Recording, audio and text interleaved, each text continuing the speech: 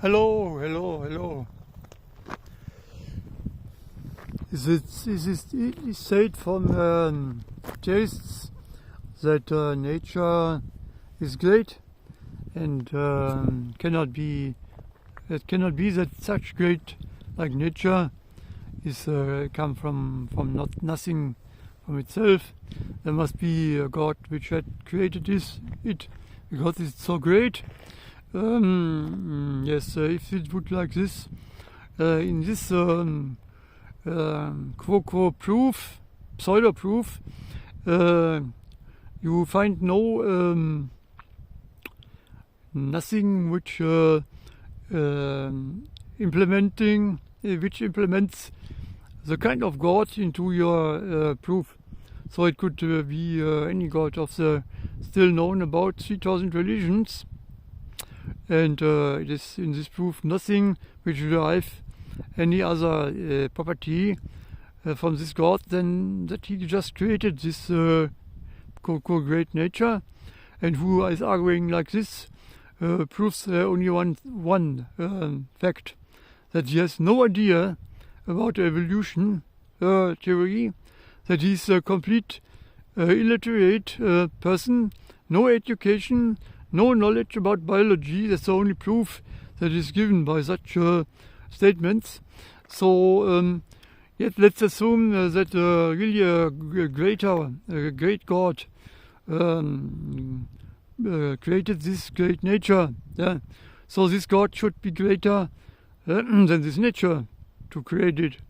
So for the nature, for example, Muslims say that it is impossible that such a great thing is not created. But the even greater God, this Coco law is not working. God is even greater, but for him they don't say, hey, he's so great, he must be created. Yeah. So in the theoretical apologists or whatever from the Muslims argue like this. There cannot be a chain, an infinite chain of causes. And the first cause, that is God. So then they say they have proved that there existence of God. And then they don't mention the fact that also in this proof there is no other property of this God than that he is just a creator. Yeah. So it can be Zeus, or it can be Allah, or it can be a Jewish God, one of the 180,000 Hindu gods, whatever. So, and furthermore, they argue there cannot be an infinite chain of causes, because you cannot calculate in mathematics with the number infinite. There's no number infinite. You cannot add infinite plus infinite and get anything reasonable as a result. So because of this, not infinite things do not exist in reality, and that's the stupid nonsense. For example, the number of real numbers between the number 0 and 1, there are overcountable infinite numbers between 1 and 0. 1 and 0, yes. But you usually say between 0 and 1. So, a number is an abstract object. It's an object of thinking. The same abstraction like the word reason or origin or cause. And they say there cannot be an infinite number of causes, of reasons. So, and this kind of objects which cannot be infinite, they say the same category of abstraction is with numbers. They're also not, you cannot touch them. Like you cannot touch a reason, you cannot touch a cause, and you cannot touch a number.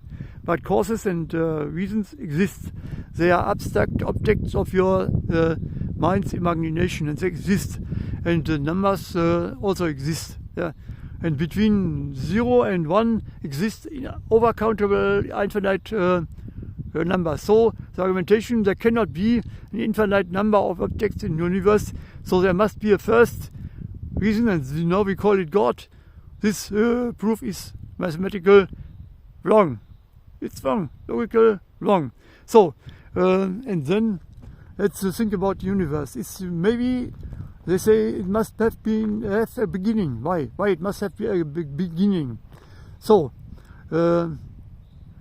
even if it has a beginning, why this beginning could not be the appearance, spontaneous appearance of existing of reality?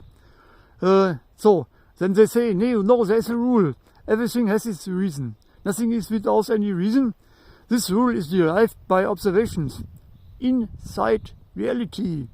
It cannot be used as a tool to describe anything happening outside reality.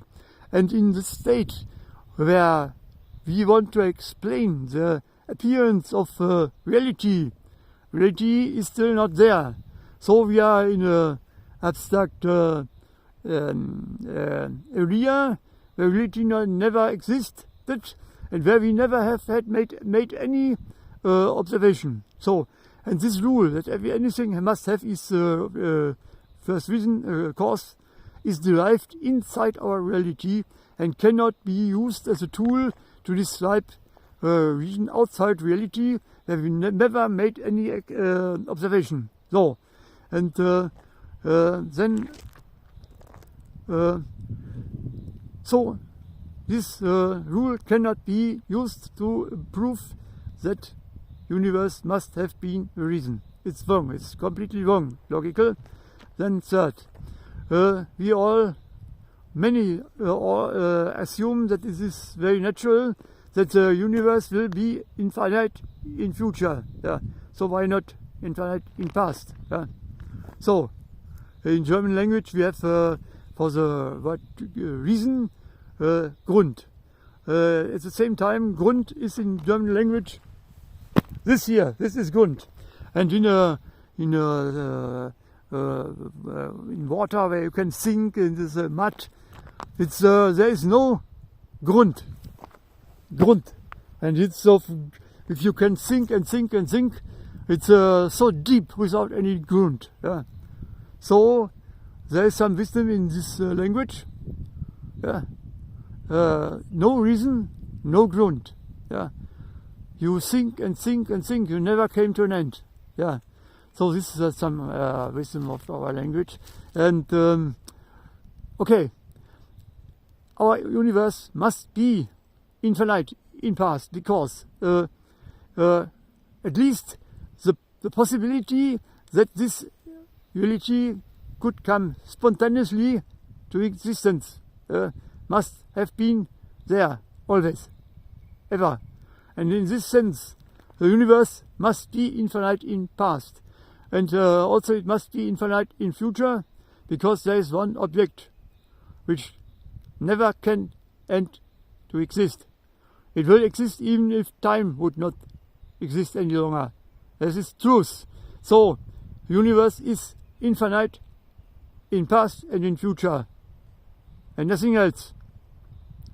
And what's about, for example, superstring theory?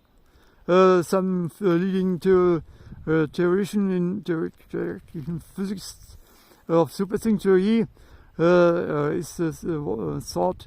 This Mr. Edward Witten thought that maybe just as uncertainty relation, which is connected with the fuzziness of objects in our space-time, this, which is also connected with the fact that nature moves not continuously but in jumps, quantum shifts. Smallest step is 6.62 10 power minus 34